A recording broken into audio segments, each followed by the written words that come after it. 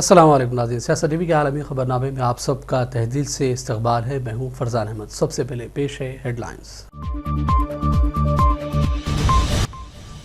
اقوام متحدہ کی سلامتی کونسل افغانستان کے موجودہ حکمران طالبان کے 13 اعلیٰ لیڈروں پر سفری پابندیوں میں توسیع پر متفق نہیں ہو سکی۔ پیر 22 اگست تک پیش رفت کی امید۔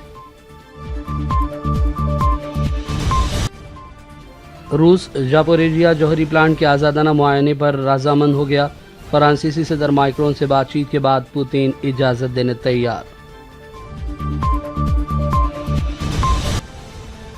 اسرائیلی قابض ریاست 6 مہینوں میں فلسطینی صحافیوں کے خلاف 479 خلاف ورزیوں اور جرائم کی مرتکب۔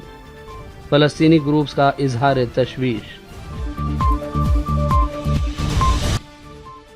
اور جموں کشمیر کے میر وائز ڈاکٹر مولوی عمر فاروق کی لگاتار 3 سالہ نظر بندی کو ختم کرنے کا مطالبہ زور پکڑ گیا۔ کشمیر کو مفتی اعظم اور متحدہ مجلس علماء کے سینئر لیڈر مفتی ناصر الاسلام نے کہا، اگر وادی میں سب کچھ ٹھیک ہے تو میر وائز جیل میں کیوں بند ہیں؟ ہیڈ لائنز آپ نے دیکھی اور اب پیش ہے خبروں کی تفصیلات۔ شروعات کریں گے بڑی بین الاقوامی خبروں سے۔ اقوام متحدہ کی سلامتی کونسل اس بات پر متفق نہیں ہو سکی کہ افغانستان کے موجودہ حکمران طالبان کے 13 اعلیٰ رہنماؤں کا سفری پابندیوں سے استثناء جاری رکھا جائے یا نہیں۔ سفری پابندیوں کا یہ استثناء گزشتہ شب سے ختم ہو چکا ہے۔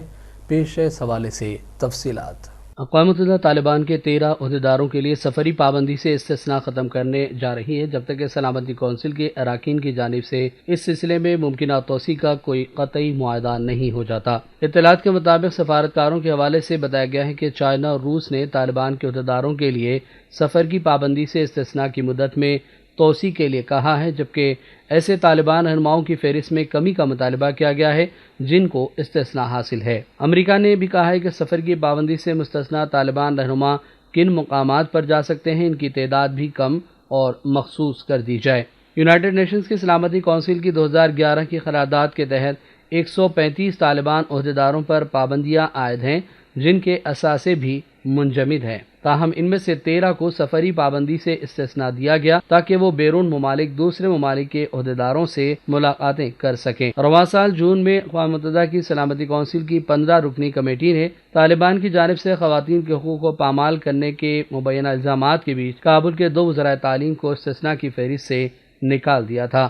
سلامتی کونسل کی کمیٹی نے دیگر 13 طالبان عہدیداروں کے لیے سفری پابندی سے استثناء کی مدت میں 19 اگست تک توسیع کی تھی، جو کہ گزشتہ روز ہی ختم ہو گئی ہے۔ اب اس پابندی سے استثناء کی مدت میں مزید توسیع کی جانی ہے، اور سفارتی ذرائع کا کہنا ہے کہ کمیٹی میں شامل آئرلینڈ نے اس معاملے پر اعتراض جتایا ہے۔ سلامتی کونسل کی کمیٹی میں تازہ ترین تجویز یہ ہے کہ صرف 6 طالبان عہدیداروں کو سفارتی وجوہات کی بنیاد پر سفر کرنے کی اجازت دی جائے۔ اگر پیر کی سہ پہر تک کونسل کا کوئی رکن اس پر اعتراض نہیں کرتا تو یہ استثناء 3 مہینے کے لیے نافذ العمل ہو جائے گا۔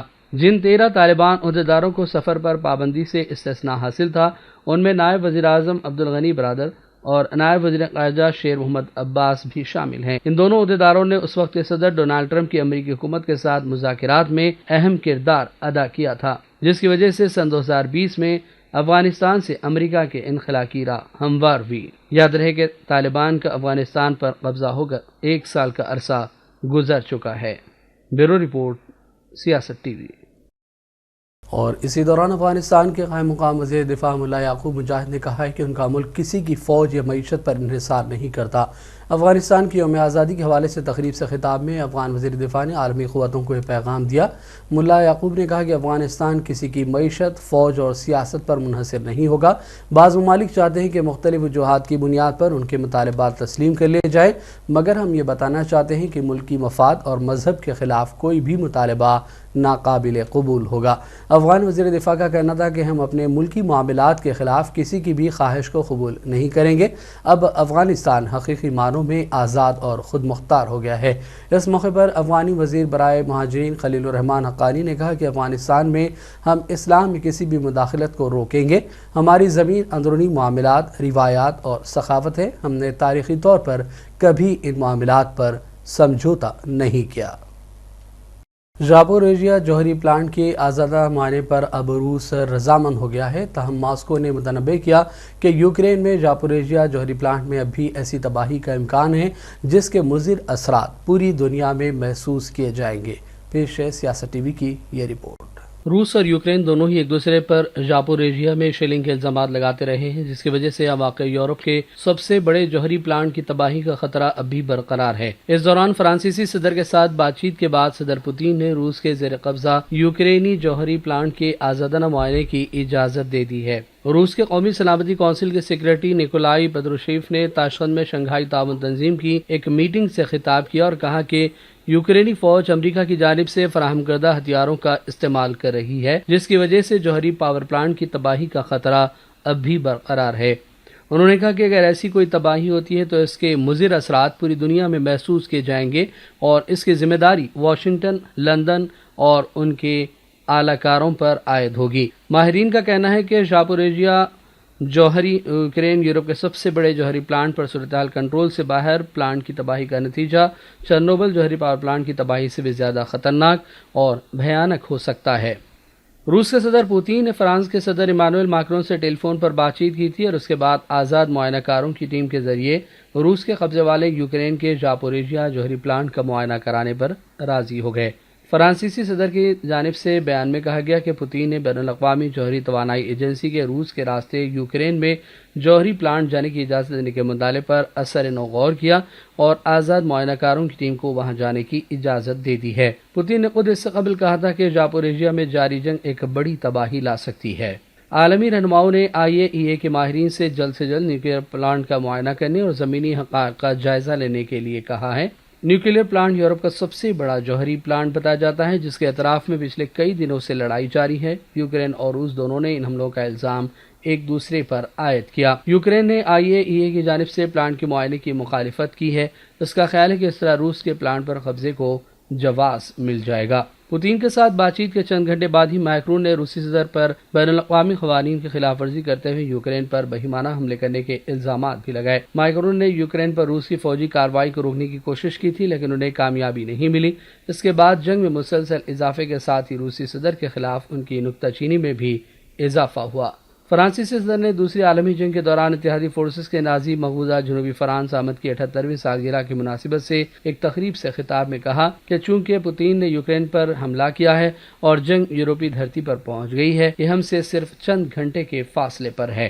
فرانسیسی صدر نے کہا کہ پوتین یورپ پر اپنے سامراجی ارادے نافذ کرنے کی مبینہ طور پر کوشش کر رہے ہیں۔ بیورو رپورٹ، سیاست ٹی وی۔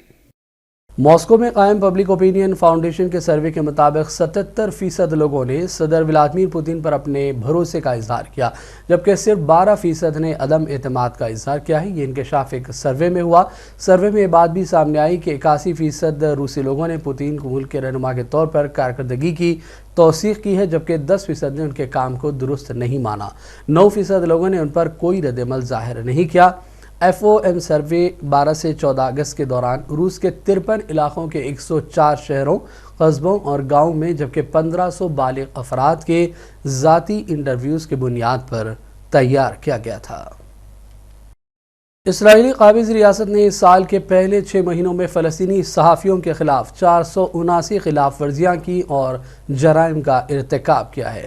ظالم اسرائیل نے خواتین صحافیوں کو بھی نہیں بخشا۔ پیش ہے اس حوالے سے تفصیلات۔ فلسطینی صحافیوں کی سنڈیکیٹ نے تازہ ترین رپورٹ جاری کر دی ہے، جس میں کہا گیا کہ اسرائیلی قابض ریاست نے اس سال کے پہلے 6 مہینوں میں فلسطینی صحافیوں کے خلاف 479 خلاف ورزیاں اور جرائم کیے ہیں۔ رپورٹ میں کہا گیا کہ سب سے زیادہ خوفناک واقعہ جرنلسٹ شیرین ابو عاقلہ کے قتل کا ہے۔ ابو عاقلہ قطر سے نشر ہونے والے الجزیرہ کی رپورٹر تھی، جنہیں جون میں اسرائیلی فوج نے جنین علاقے میں ایک چھاپہ مار کارروائی کی کوریج کے دوران گولی مار کر شہید کر دیا تھا۔ رپورٹ کے ذریعے سامنے آنے والے اعداد و شمار سے صاف ظاہر ہوتا ہے کہ ان خلاف ورزیوں میں صحافیوں کو حراست میں لینا یعنی ان کی گرفتاری، ان پر گولیاں چلانا، انہیں کوریج سے روکنا ہے۔ اس نوعیت کی 175 خلاف ورزیاں درج کی گئیں۔ جان بوجھ قتل، گرفتاری اور گولیوں سے صحافیوں کو نشانہ بنایا جاتا رہا۔ اسرائیلی فوج کی فائرنگ سے 35 فلسطینی زخمی بھی ہوئے۔ رپورٹ میں مزید لکھا گیا کہ صحافیوں کو سفری پابندیاں، عدالتی سمن، مار پیٹ اور دیگر خلاف ورزیوں کے نشانہ بھی بنایا گیا۔ جس کا مقصد جرنلسٹوں کو ان کی پیشہ ورانہ ذمہ داریوں سے دانستہ طور پر روکنا تھا۔ رپورٹ میں نشاندہی کی گئی کہ خلاف ورزیوں کی تعداد میں تاریخی طور پر نمایاں اضافہ درج کیا گیا ہے۔ رپورٹ میں پیش کیے گئے اعداد و شمار میں فلسطینی صحافیوں پر قابض فوج کی حفاظتی چھتری تلے انتہا پسند یہودیوں نے بھی حملے کیے ہیں۔ رپورٹ میں یہ بھی لکھا گیا کہ قابض ریاست اسرائیل نے ان کے خلاف تشدد کے عمل میں مرد اور خواتین صحافیوں میں بھی کوئی فرق نہیں کیا۔ کوریج کرنے والی 14% خواتین جرنلسٹوں کو بھی اسرائیل نے بدترین ظلم کا نشانہ بنایا ہے۔ ان سب واقعات کے باوجود عالمی برادری خاموش تماشائی بنی ہوئی ہے اور اسرائیل ظالمانہ کارروائیاں جاری رکھے ہوئے ہے۔ بیورو رپورٹ، سیاست ٹی وی۔ جموں کشمیر کے مفتی اعظم اور متحدہ مجلس علماء کے سینئر رہنما مفتی ناصر الاسلام نے مجلس کے بانی سرپرست میر واعظ ڈاکٹر مولوی محمد عمر فاروق کی لگاتار 3 سالہ نظر بندی پر شدید رد عمل کا اظہار کیا اور ان کی فوری رہائی کا مطالبہ کیا۔ بیان کے مطابق میر واعظ کی بلا جواز نظر بندی کے 3 سال مکمل ہونے پر مفتی اعظم سمیت تمام سرکردہ دینی، سماجی اور علمی شخصیات کے علاوہ سول سوسائٹی سمیت میر واعظ کی رہائی کا پرزور مطالبہ کر رہے ہیں تاکہ میر واعظ کشمیر اور کشمیری سماج اور عوام کے تئیں اپنی ذمہ داریوں کو ادا کر سکے۔ خصوصی بیان میں مفتی اعظم نے کہا کہ میر واعظ عمر فاروق عوام کے ہر دل عزیز رہنما ہیں اور ان کی خانہ نظر بندی کو کشمیر کے تمام لوگ انتہائی ناپسندیدہ نگاہوں سے دیکھ رہے ہیں۔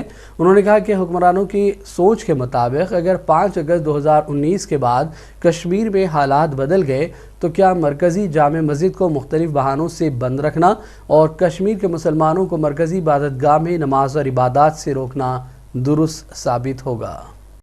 روسی صدر پوتین اور چینی صدر شی جن پنگ انڈونیشیا میں ہونے والے G20 سربراہی اجلاس میں شرکت کریں گے۔ انڈونیشیائی صدر نے ایک انٹرویو میں کہا کہ صدر پوتین اور صدر شی جن پنگ نے انہیں G20 اجلاس میں شرکت کا یقین دلایا ہے۔ یوکرین پر حملے کے تناظر میں صدر پوتین کو اجلاس میں شرکت کی دعوت نہ دینے کے لیے انڈونیشیا کے صدر پر مغربی ممالک کا دباؤ دیکھا جا رہا تھا۔ تاہم انڈونیشیا کے صدر نے یوکرینی صدر زیلنسکی کو بھی اجلاس میں شرکت کا دعوت نامہ دیا، جس پر زیلنسکی نے اجلاس میں ورچوئل شرکت کی حامی بھری ہے۔ خیال رہے کہ G20 اجلاس رواں سال نومبر کے مہینے میں انڈونیشیا کے جزیرے بالی میں منعقد ہونے والا ہے۔ امریکی ریاست پینسلوانیا کی عدالت نے 2 سابق ججوں مائیکل کوناہن اور مارک سواریلا کو رشوت لینے کے جرم میں $20 کروڑ کا جرمانہ ادا کرنے کا حکم جاری کیا۔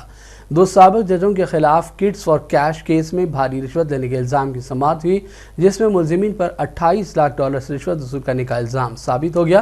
عدالت میں یہ بھی ثابت ہوا کہ یہ رقم دونوں ججوں نے بچوں کی منافع بخش جیلوں میں بچوں کو زبردستی بھیجنے کے عوض بطور رشوت وصول کی تھی۔ ان ججوں نے 8 سال عمر تک کے بچوں کو سخت سزائیں بھی سنائی۔ اس عدالتی اسکینڈل کے سامنے آنے پر دونوں امریکی ججوں کو عہدے سے برخاست کر دیا گیا اور سزائیں بھی دی گئی ہیں۔ تاہم اب عدالت نے دونوں ججوں کو حکم دیا کہ سینکڑوں متاثرین کو 20 کروڑ رقم بطور جرمانہ ادا کی جائے۔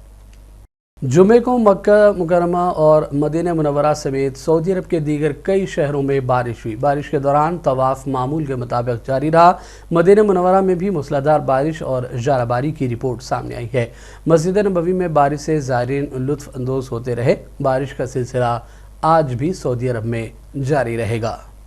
اور اب بلیٹن کے آخر میں کورونا وائرس کے حوالے سے اپڈیٹ۔ ہندوستان بھر میں 24 گھنٹوں کے دوران کورونا وائرس کے 13,272 نئے کیسز کا اضافہ ہوا اور مزید 30 لوگوں کی موت ہوئی۔ دنیا بھر کی اگر بات کریں تو کووڈ-19 کی شروعات سے لے کر اب تک 64,70,000 سے زیادہ لوگ ہلاک ہو چکے ہیں اور متاثرہ لوگوں کی عالمی سطح پر اب تک کی مجموعی تعداد 60 کروڑ سے بھی بڑھ گئی ہے۔